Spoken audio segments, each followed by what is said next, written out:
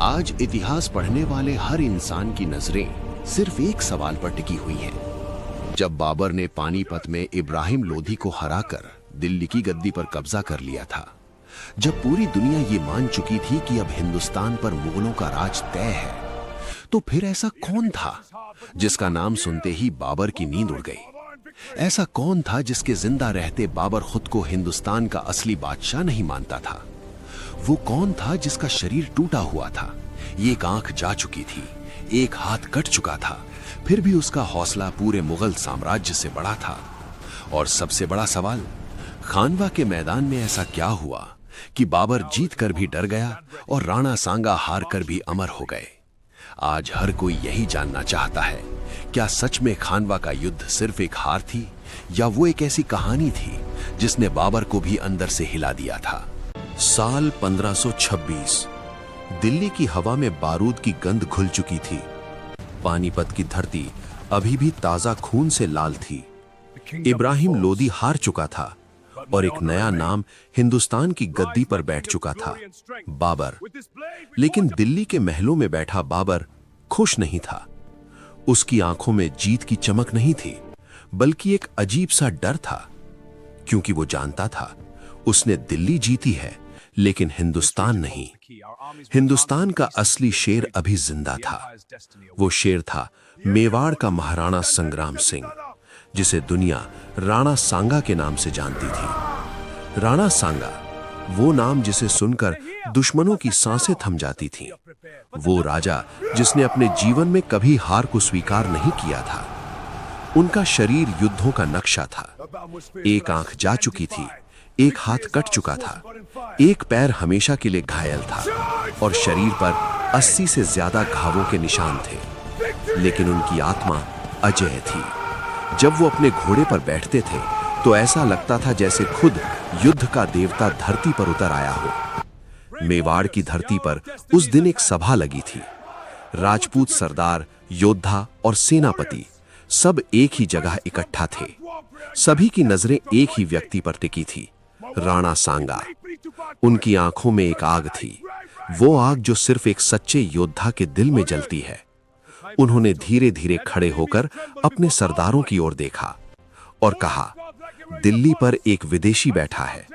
वो सोचता है कि हिंदुस्तान अब उसका है, लेकिन उसे नहीं पता कि यह धरती अभी जिंदा है। सभा में सन्नाटा छा गया। हर कोई जानता था ये सिर्फ शब्द नहीं थे, ये युद्ध की घोषणा थी। उधर दिल्ली में बाबर अपने महल में अकेला बैठा था। उसके सामने हिंदुस्तान का नक्शा फैला हुआ था, लेकिन उसकी नजरें एक ही जगह पर रुकी थीं, मेवाड़। उसने अपने सेनापति से पूछा, क्या राणा सांगा सच में इतना शक्तिशाली है? सेनापति ने सिर झुकाकर जवाब दिया, जहां पना वो सिर्फ एक राजा नहीं है, वो एक प्रतीक है। राजपूत उसके लिए मरने को तैयार रहते हैं। बाबर कुछ देर तक चुप रहा। उसने कई युद्ध देखे थे, कई राजाओं को हराया था, लेकिन इस बार कुछ अलग था। ये युद्ध सिर्फ तलवारों का नहीं था, ये युद्ध सम्मान का था। राणा सांगा सिर्फ अपने राज्य के लिए नहीं लड़ रहे थे, वो पूरे हिंदुस्तान के स्वाभिमान के लिए खड़े थे। धीरे धीरे पूरे राजपूताना में खबर फैल गई, राणा सांगा युद्ध की तैयारी कर रहे हैं। हर गांव से, हर किले से, हर घर से योद्धा निकलने लगे। किसी ने अपनी तलवार उठाई, किसी ने अपना कवच पहना और किसी ने अपने परिवार को आखिरी बार गले लगाया, क्योंकि सभी जानते थे ये युद्ध साधारण नहीं होगा, ये युद्ध इतिहास लिखेगा। मेवाड़ के किले में राणा सांगा अपने घोड़े के पास खड़े थे। उन्होंने अपने घोड़े के माथे पर हाथ फेरा। ये वही घोड़ा था जिसने उनके साथ कई युद्ध लड़े थे। घोड़ा भी जैसे समझ रहा था एक और तूफान आने वाला है। राणा सांगा ने आसमान की ओर देखा। सूरज धीरे धीरे ढल रहा था। उन्होंने अपने आप से कहा, या तो मैं जीतूंगा या इतिहास बन जाऊंगा। उधर बाबर ने भी फैसला कर लिया था। उसने अपने सैनिकों को आदेश दिया, तैयारी करो, अब असली युद्ध शुरू होगा। बाबर जानता था अगर वो राणा सांगा को हरा देता है तो पूरा हिंदुस्तान उसका होगा, लेकिन अगर हार गया तो उसका नाम इतिहास से मिट जाएगा। रात धीरे धीरे गहराने लगी। दोनों सेनाएं, दोनों राजा, दोनों योद्धा एक ही चीज का इंतजार कर रहे थे, युद्ध। लेकिन उस रात जब पूरी दुनिया सो रही थी, दो लोग जाग रहे थे। एक बाबर, जो सोच रहा था कि जीत कैसे हासिल की जाए, और दूसरा राणा सांगा, जो सोच रहे थे कि सम्मान कैसे बचाया जाए। दोनों जानते थे सुबह नई कहानी लिखेगी, एक ऐसी कहानी जिसे सदियां याद रखेंगी। और उसी रात इतिहास ने अपनी सांस रोक ली, क्योंकि अगली सुबह दो शेर आमने सामने आने वाले थे।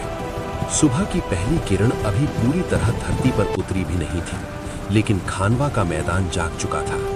हवा में एक अजीब सी खामोशी थी, ऐसी खामोशी जो किसी बड़े तूफान से पहले आती है। दोनों तरफ हजारों सैनिक खड़े थे, तलवारें चमक रही थीं, भाले आसमान की ओर उठे हुए थे, घोड़े बेचैन होकर जमीन को खुरों से कुरेद रहे थे। हर किसी का दिल तेजी से धड़क रहा था, क्योंकि आज ये तय होना था कि हिंदुस्तान का भविष्य किसके हाथ में होगा। एक तरफ बाबर की सेना थी, अनुशासित, प्रशिक्षित और नई तकनीकों से लैस। उनकी सबसे बड़ी ताकत थी तोपें, लोहे की वो डरावनी मशीनें जो दूर से ही मौत बरसा सकती थीं। बाबर अपने घोड़े पर बैठा दूर से मैदान को देख रहा था। उसकी आंखों में आत्मविश्वास था, लेकिन दिल के अंदर एक हल्की सी बेचैनी भी थी, क्योंकि सामने खड़ा था राणा सांगा। दूसरी तरफ राजपूत सेना एक दीवार की तरह खड़ी थी। उनकी आंखों में डर नहीं था, सिर्फ आग थी।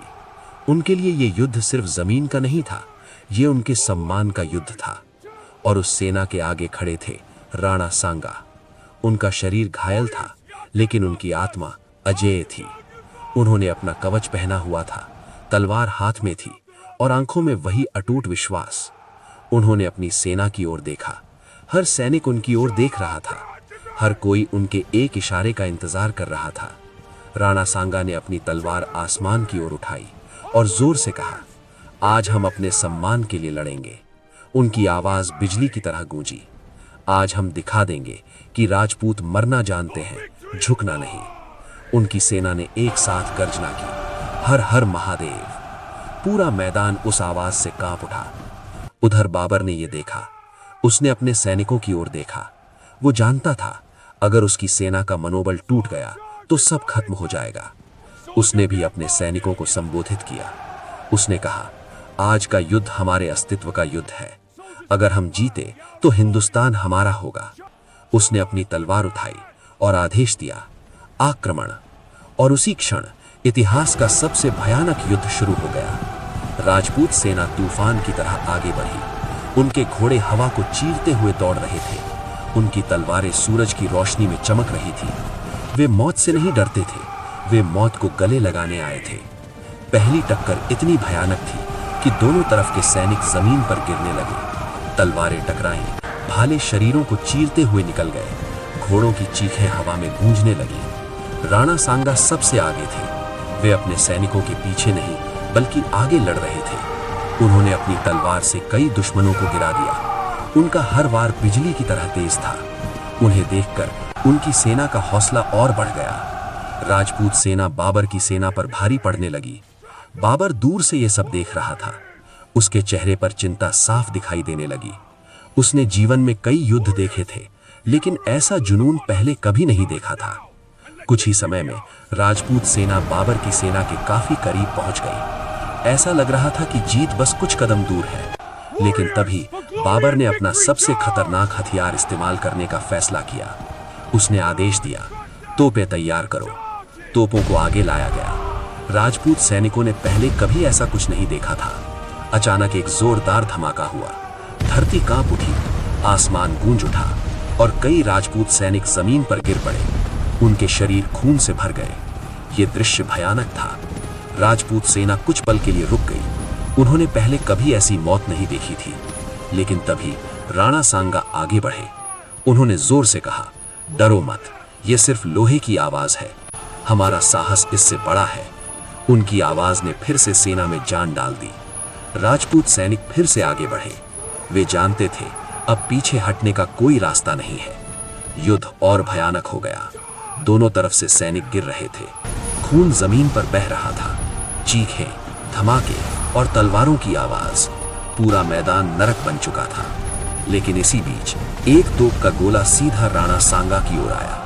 एक भयानक धमाका हुआ और राणा सांगा गंभीर रूप से घायल हो गए। उनका शरीर लड़खड़ा गया। उनके सैनिक तुरंत उनके पास पहुंचे। उन्होंने देखा उनका महाराणा घायल हो चुका है। उनकी सांसें धीमी हो रही हैं। उनके सेनापति समझ गए अगर सेना को पता चल गया तो मनोबल टूट जाएगा। उन्होंने तुरंत फैसला किया। उन्होंने राणा सांगा को युद्ध भूमि से हटाया। लेकिन जाते जाते राणा सांगा ने धीरे से कहा, युद्ध मत रोकना, लड़ते रहना। उनकी आंखों में अभी भी वही आग थी, लेकिन उनका शरीर अब उनका साथ नहीं दे रहा था। घाव बहुत गहरे थे। समय बीतता गया और एक दिन वो शेर हमेशा के लिए शांत हो गया। लेकिन उनकी कहानी खत्म नहीं हुई, क्योंकि कुछ लोग मरते नहीं, अमर हो जाते हैं। उधर बाबर ने दिल्ली और आगरा पर अपना राज स्थापित कर लिया। मुगल साम्राज्य की नींव मजबूत हो गई। इतिहास ने उसे विजेता कहा, लेकिन इतिहास ने राणा सांगा को कुछ और कहा, अमर योद्धा। क्योंकि जीत सिर्फ वही नहीं होती जो युद्ध भूमि पर मिलती है। असली जीत वो होती है जो लोगों के दिलों में मिलती है। आज भी जब वीरता की बात होती है, जब साहस की बात होती है, जब सम्मान की बात होती है, तो एक नाम सबसे पहले लिया जाता है, राणा सांगा।